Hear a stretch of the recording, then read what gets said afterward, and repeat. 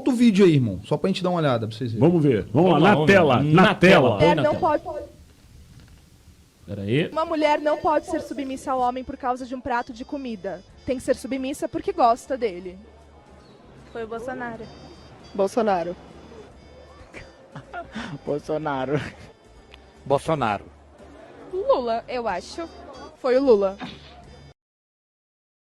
Mulher não pode ser submissa ao homem por causa de um prato de comida. Tem que ser submissa porque gosta dele. Você em casa. Essa fala foi de quem? Para Agora pra pensar. Pode soltar. Ué, eu sei Deixa quem o povo foi. em casa brincar. Mas deixa o povo em casa responder. Faz o seguinte, responde aí no chat. Isso. Tem até um pessoal que tá perguntando aqui, sargento. Olha só, o João Marcos falou, boa noite, meus irmãos. J Boca de volta. Grande abraço a vocês. Sumiu, né, Laudácio. J Boca? Cara muito esclarecido e coerente nas suas argumentações. Aí depois teve o rapaz aqui que perguntou aqui, ó. Cadê? Deixa eu achar. Tá querendo saber como é que faz pra ganhar a faca. Meu irmão, a faca já foi. Agora ele tá zoando, ele já...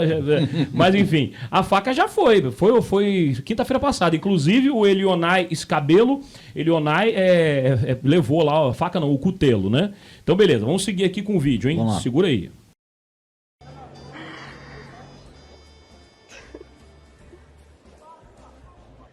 Lula. Tô com medo do Lula. Veja, eu não tenho preconceito, não. O cara que chama de homossexual no nosso meio, a gente chama de viado mesmo. Bolsonaro. Bolsonaro. Bolsonaro. Bolsonaro. Não vai me dizer que é o Lula. É o Lula? O Lula é direita ou esquerda? Foi o Lula. Meu Deus. Veja só, o colega ali, ele pergunta, o Lula é direita ou esquerda?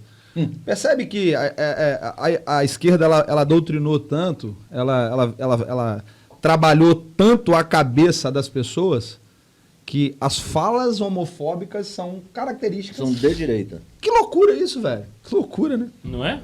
Que loucura. Solta aí. Lula? Ah, tá. É que quem fala mais de viado, no caso... Feminismo, eu acho que é coisa de quem não tem o que fazer. Bolsonaro? Bolsonaro. Bolsonaro. Bolsonaro. Lula? Lula. Caralho. Não. Muito bem. Eu não imaginava que tivesse sido. Acredita. Eu não imaginava que tivesse sido ele, né? Eu acabei invertendo aí a situação. Lula? Ele falou isso do feminismo? Você tá brincando comigo? Tá bom. Tô com medo. Eu não sei se tá sendo realmente Lula tudo isso.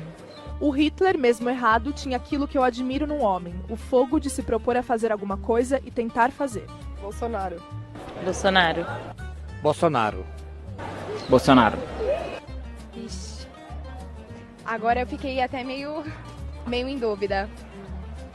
Eu vou chutar o Bolsonaro. Foi o Lula? Fiquei meio em dúvida. Foi o Lula. Meu Deus! Não sabia. O que mais choca, assim, né?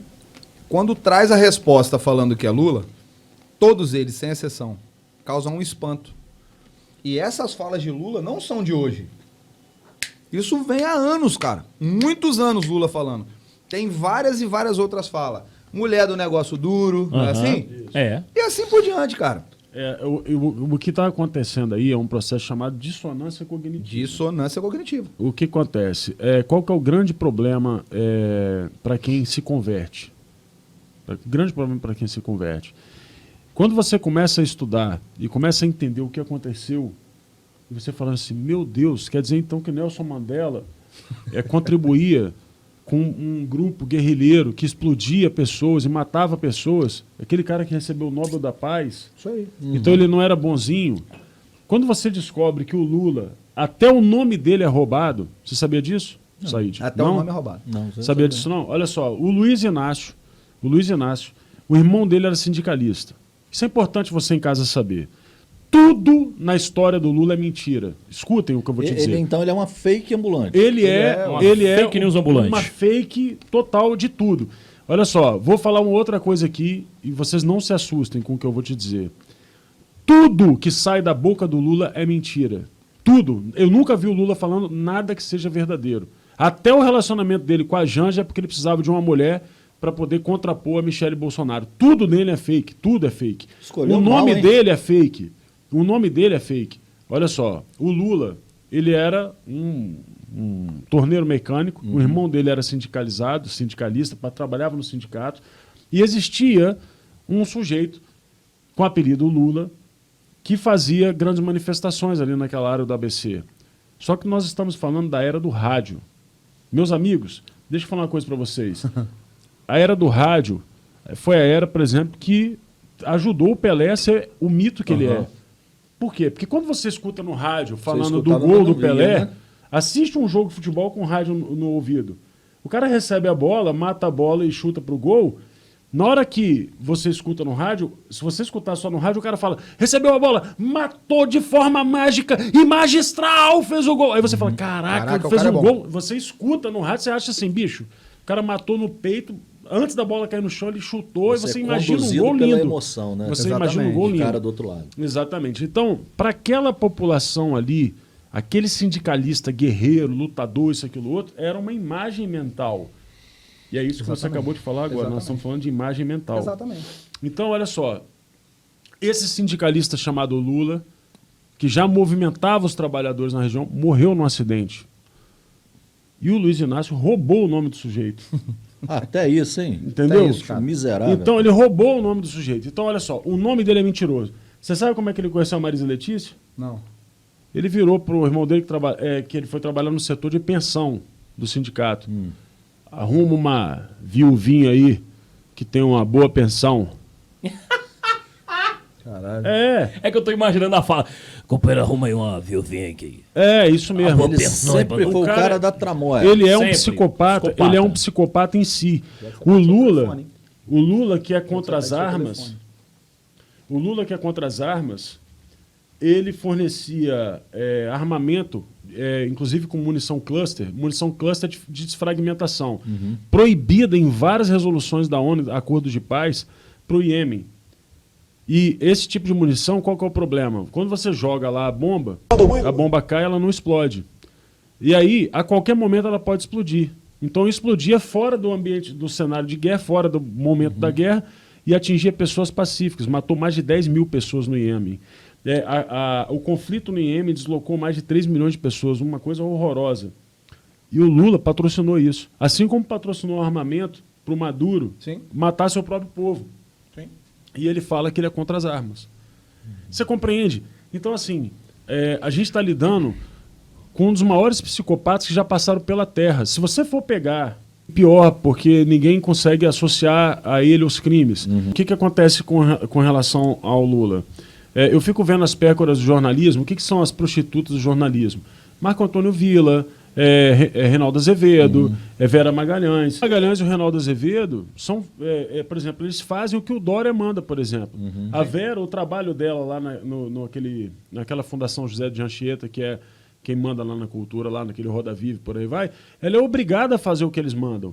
Então, o Reinaldo Azevedo, por exemplo, quando vazou aquela conversa dele com a patroa dele, a Andréa Neves, ele ali em 2014, ele já começou a criticar a Lava Jato, porque a Lava Jato tinha chegado nos tucanos. Então, ele começou a bater na Lava Jato. Chegou onde não podia. Então, essa turma, esses jornalistas, na verdade, que são, na verdade, pusilanes, são uma espécie de rêmoras que ficam ali. Rêmora é aquele parasita do tubarão, aquele peixinho que ia assim, vivendo de sobra. Então, essas rêmoras, elas criam uma espécie de imagem mental acerca do Lula para a população, só que, na verdade, eles são incapazes de contar para as pessoas o que é verdadeiramente o Lula. Aí o Reinaldo fala assim, não, porque o Bolsonaro tentou associar o Lula ao tráfico. Meus amigos, de uma vez por todas, o Lula é signatário do Foro de São Paulo. Signatário não.